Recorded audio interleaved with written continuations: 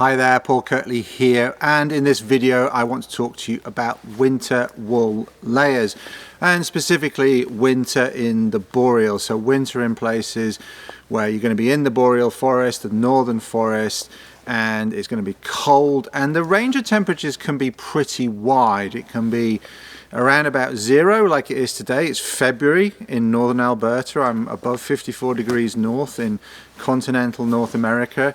2 days ago it was minus 30. The day before that, in the morning, it was minus 37. Now, yesterday it was minus 20. Now it's come up to around about 0. And in fact, this afternoon, I think it probably came above 0 when the sun was a bit higher. There was definitely some snow melting off the trees and dripping down. It felt almost tropical compared to just a few days ago, nearly a 40-degree Celsius swing. Okay, all those temperatures I'm talking about are Celsius, okay, not Fahrenheit. So what I want to talk about here is wool layers and what I use. This smock is a shell layer for my upper body, and actually it drops way below what's considered my core, and that's important. I've talked about this smock in another video, and I'll link to that below. You can go there after this video and watch that if you wish. I'm going to take this off now,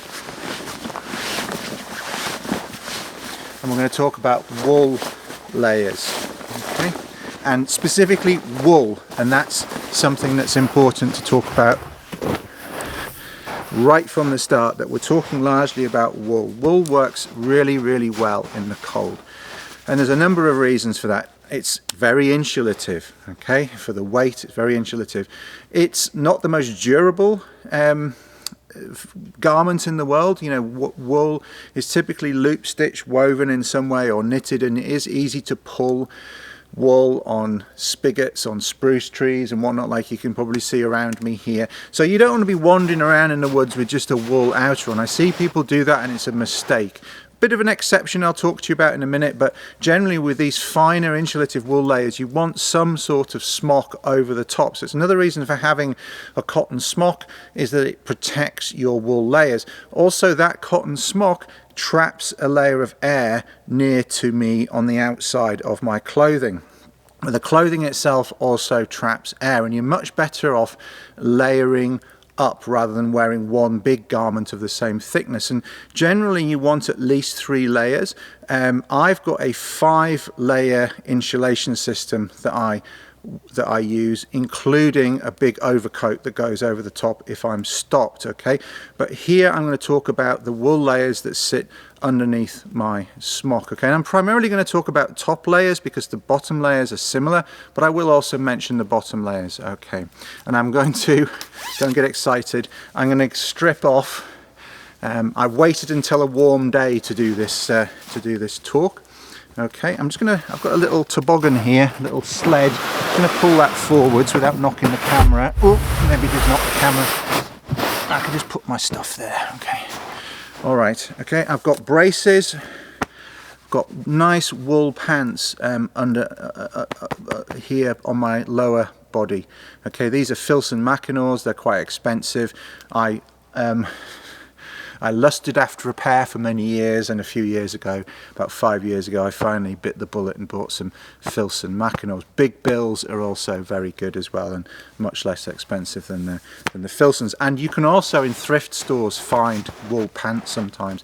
The pair of wool pants that I used to wear when I was a little bit slimmer, I got from an army surplus place, and actually it wasn't even quite army surplus, it was more of a reenactment military place, and they had some wool pants. They were old Swedish woolen pants that dated almost back to the Second World War, and I modified them a little bit, and they were great, and I used those in the Arctic on the courses I worked with Lars Falk for quite a few years. Back then I also did a lot of cycling, and I was very slim. Those pants don't fit me anymore, but years of bushcraft and jiu-jitsu and things, I got a bit thicker, and age of course as well. But these are not particularly tight. I do have a leather belt on here, partly because I like to have a Leatherman there just on my person all the time, but there's a lot of room there for air to come, you know, warm air to come through. I'm really relying on the suspenders, the braces, to hold them up, okay? Right, what I've got underneath the Filsons is very similar to what I've got on my torso here right now. Okay, so what I've got here is a Wool Power 200 gram base layer. All right, I'll take that off, and on my, I'll take my little toque off as well, little hat. On my legs, I've got 200 gram long johns as well, so the same weight long johns. Okay, and then I've got a thin wool layer which I like to have. Sometimes I'm working super hard and it's not that cold. I might be down to just this in a smock, believe it or not, even on quite a cold day. Hauling a toboggan in difficult terrain, you get pretty warm. So I like to have something that is still going to be insulative, it's still going to wick moisture away, and we haven't talked about that much yet, but wool will wick moisture away. It's pretty thin, and this is Janus that I bought in Norway. I bought these for ski touring, but I also like them for trekking with snowshoes and toboggans and things, because that's a good base layer, and it zips up nice and high on the neck and it comes down, and I can ventilate a lot of heat out of there as well. Good wicking base layer.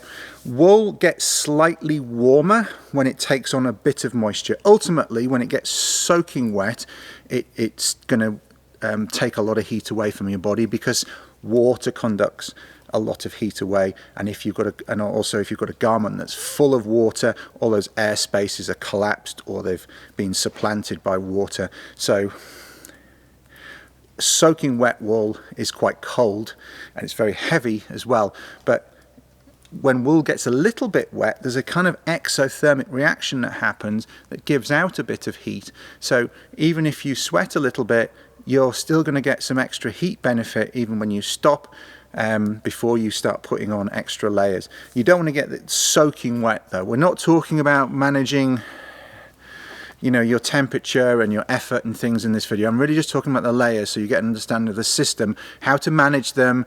It's partly down to experience, but there are some good rules of thumb, but we're not going to cover that in this video. I can link to some things below on my blog which will be useful to you. So I've got a thin top on here. I've also got some icebreaker. Again, don't get excited. I'll pull my Filsons down. So I've got these green long johns are the Wool Power 200s, and then I've actually got some icebreaker, I think 175s underneath that, and they're long johns as well, and they're thin. So I've got 3 layers there of wool on my legs. All right, and if I was working hard today, that would be a bit much, but I'm standing around making videos today and I'm quite comfortable in this. Okay, and then I've also got some icebreaker woolen boxers on underneath there because they're comfortable. The other thing about wool, particularly when we get into the lower layers closest to our body, is wool does not smell anything like synthetic base layers do. Synthetic base layers are great for high intensity activities, like you're doing a mountain bike race for the day, a ski race for the day, a run for the day. You can wick moisture away from your body much more rapidly with some of these synthetic fabrics. But that can be too rapid in really cold environments if you're out in the environment for a long time. And also after a day or so, they stink. Yeah. I've got some Helly Hansen clothing, but there's a reason why Helly Hansen synthetic long johns and shirts are called smelly Hellies, because after a day or two they stink. Wool does not. You can wear it for weeks and it doesn't really smell. Doesn't mean to say I don't take some spares just in case I get wet, fall through the ice, other things can happen.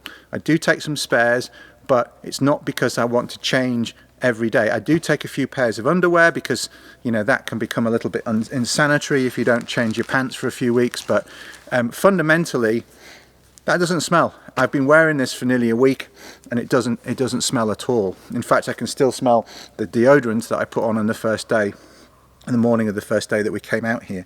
So I've got thin base layer, thin long johns, and then 200 Wool Power is my next layer up. Okay, some people like to wear this next to the skin, and that's fine. I've just found over the years that I like that extra fine tuning of having a really thin layer, because this is terry loop stitched underneath. I like having that extra fine tunability of having a very thin layer next to my skin, I can also sleep in that in a warm sleeping bag as my minimum kind of layer if I want to, and or I can keep this on in the sleeping bag as well if it's a bit colder. Braces to keep the pants up so that the pants aren't too tight around the waist. I can back that off again, and also they don't drop down. You've got protection here, okay? They don't drop down so that you're getting cold kidneys and cold lower back. All right, then what I like to wear is a Wool Power 400 zipped pullover. I really like these. One of my favorite garments of all outdoor garments, I have to say. Just so comfortable, so nice. Yes, you can tuck these in, but I like to wear, a lot of the time I like to wear it over the top, because then I can just take, if I start working hard, like yesterday, it was -20 and we were working hard building some shelters and things, chopping wood, chopping firewood, and I wanted to take this on and off depending on what I was doing, whether I was stopped and resting or whether I was working hard. And so having this outside of the braces just meant I didn't have to faff around with the braces.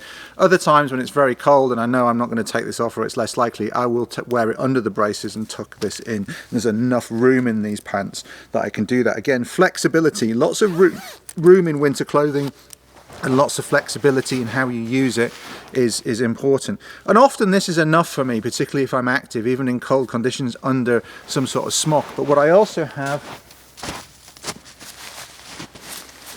I keep it in this little stuff sack, partly because it keeps it easy to pack, doesn't catch on things, but also it makes a nice pillow. Is this heavy Norwegian wool jumper, like a fisherman's jumper. This is a Devold, I think this is Devold, this one, yeah, Devold, and this is super warm, this is lovely. I was wearing this earlier in the week when it was -30, but I haven't worn it since, I have to say. I didn't even wear it yesterday when it was -20, but this is so cozy, and this is thick, and this is thicker than the 400. You can get a 600 Wool Power, but I actually think this is warmer. And also, you know, when you're traveling, you know, you can wear this with jeans. You know, if you're going out to a bar or something, or you're getting to where you need to go, this looks okay as a casual garment, and it's super nice and warm as well. So those are my wool layers, okay? So that's kind of my max wool at the moment. I've got shell layers that can go over the top of this. I've got some windproof cotton pants that go over the lower part. I've got my Ventile smock that I can put over the top. And then also what I've got is a mothership jacket. So if we're working hard, we're skiing, we're tobogganing, snowshoeing, and we stop for a drink or an eat, rather than taking the smock off and messing around with layers here, I can just put the mothership jacket over the top as well. So thin base layer, 200 gram, 400 gram, thick wool, and mothership jacket. So that's 5 layers of insulation there in that system, okay, as well as the windproof shell garments. And then I've got my wool hat here. I do have a number of different hats, but this is my favorite winter hat. This is the one I wear most time. This is from Karhu Survival. This is merino wool as well. Thank you to Karhu Survival in Finland. I'm not sure if these are still available, but if they are, they're fantastic. And pretty much everything I'm wearing is wool. There's a little bit of nylon in the underwear just for the elasticity and shaping and whatnot, but everything else is wool, apart from, you know, wool socks as well, apart from my boots. And if you'd like to learn more about my winter footwear, click on the video that's going to appear here now, and I'll see you there.